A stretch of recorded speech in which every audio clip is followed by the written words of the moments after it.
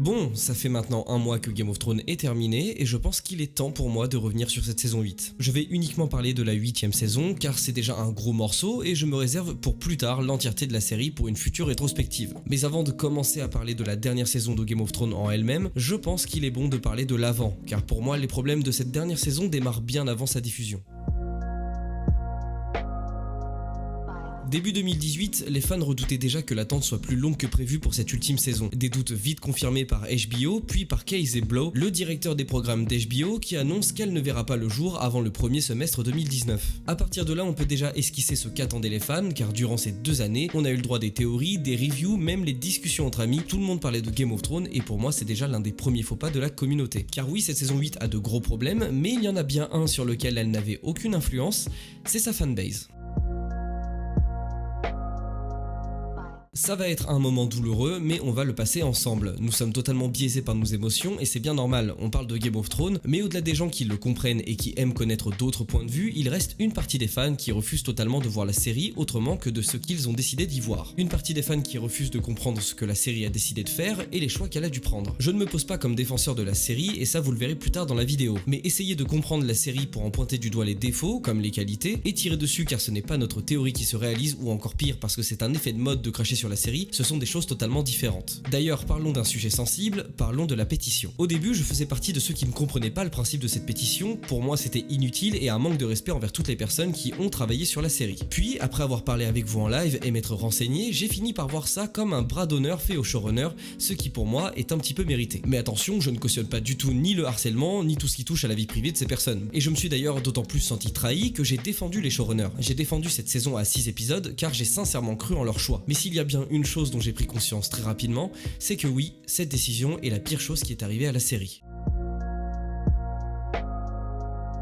Je sais, cet argument fait maintenant partie de l'avis commun, on l'a entendu un bon nombre de fois, c'est incalculable et je veux pas non plus encore plus tirer sur l'ambulance.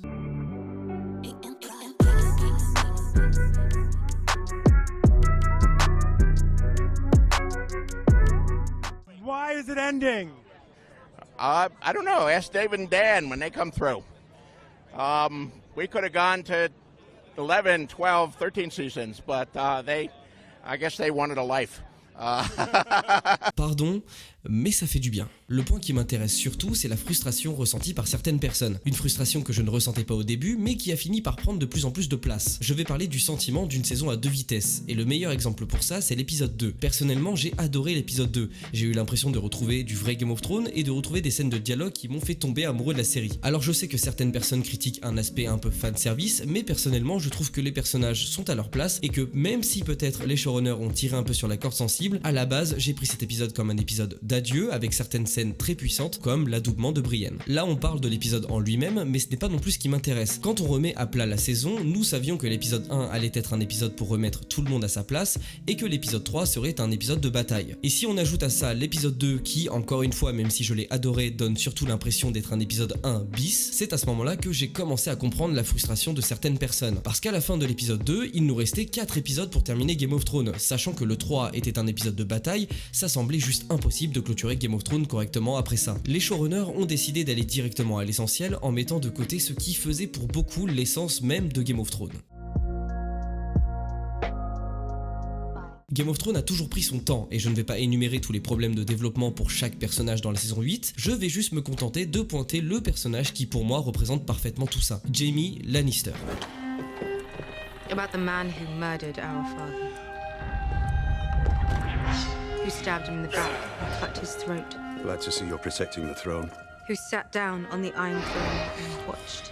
Jaime Lannister est le meilleur développement de Game of Thrones. Ce n'est pas mon personnage préféré et ce n'est que mon opinion, mais Jaime est passé de l'enfoiré sans cœur à l'enfoiré avec cœur, à l'homme en pleine rédemption, à l'un des personnages qui est le plus aimé de la série. Mais tout ça ne s'est pas fait du jour au lendemain. Il a fallu du temps à la série parce que le développement de personnages demande du temps. On a énormément suivi Jaime et c'est pour ça qu'on l'aime autant, et ça les showrunners semblent l'avoir oublié, et non, le foreshadowing, le principe qui consiste à disséminer des indices tout au long d'un récit comme des clins d'œil concernant le futur d'un personnage, personnage, ça, ce n'est pas du développement de personnage. Bref, l'exemple de Jaime est d'autant plus marquant que vu le temps et l'investissement qu'il y a eu autour de ce personnage, le faire régresser pour aller retrouver sa sœur pour ensuite mourir enseveli sous le donjon rouge, eh bien ça ne semble pas vraiment juste. Que Jaime décide de retourner auprès de sa sœur, je peux le comprendre, et d'ailleurs je ne le voyais pas terminer sa vie à Winterfell avec Brienne. Le véritable problème reste le cheminement. Et avant de beaucoup trop m'attarder là-dessus, alors que vous avez sûrement compris mon point de vue, je tiens à vous montrer l'un des éléments qui pour moi prouve réellement le non-respect du matériel de base par les showrunners. If not for yourself, if not for her,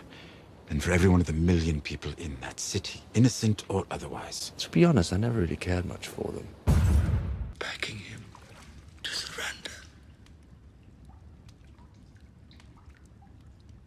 He told me to bring him my father's head. Then he turned to his pyromancer. Burn them all, he said. Burn them in their homes, burn them in their beds.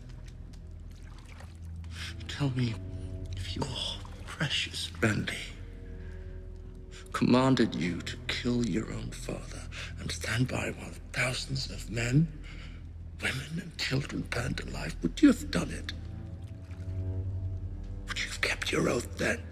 Alors je sais, les showrunners ont sûrement leur raison, vouloir passer à autre chose ce n'est pas quelque chose de mauvais, surtout quand ça fait 10 ans que tu fais la même chose. Mais je n'arrive tout bonnement pas à croire que D et D ont pu réellement se convaincre que les spectateurs allaient être satisfaits d'une saison comme celle-ci. Pourquoi ne pas avoir donné le projet à d'autres? Pourquoi ne pas avoir fait un dernier effort? Et surtout, pourquoi ne pas avoir respecté le matériel de base et les fans jusqu'au bout? À mon avis, une saison de 10 épisodes aurait été beaucoup moins amère. Au final, on se retrouve au bout de 2 ans d'attente avec un goût d'inachevé, car même si les FX, les costumes, la photographie, tout ça est tout simplement magnifique et grandiose, eh bien malheureusement ça laisse toujours ce goût d'inachevé. Ce n'est pas ce qui m'a fait tomber amoureux de Game of Thrones. Il faut bien comprendre une chose, c'est que si j'ai fait cette vidéo, c'est parce que ça me fait mal au cœur d'avoir dû me résigner à apprécier Game of Thrones comme une série popcorn. Les choix des showrunners, que ce soit les facilités, les boucliers scénaristiques, surprendre pour surprendre et tout ce genre de petites choses qui nous ont déplu au fur et à mesure des saisons, surtout dans la saison 7 et saison 8 encore plus, tout ça réuni pour moi marque le jour où Game of Thrones est mort.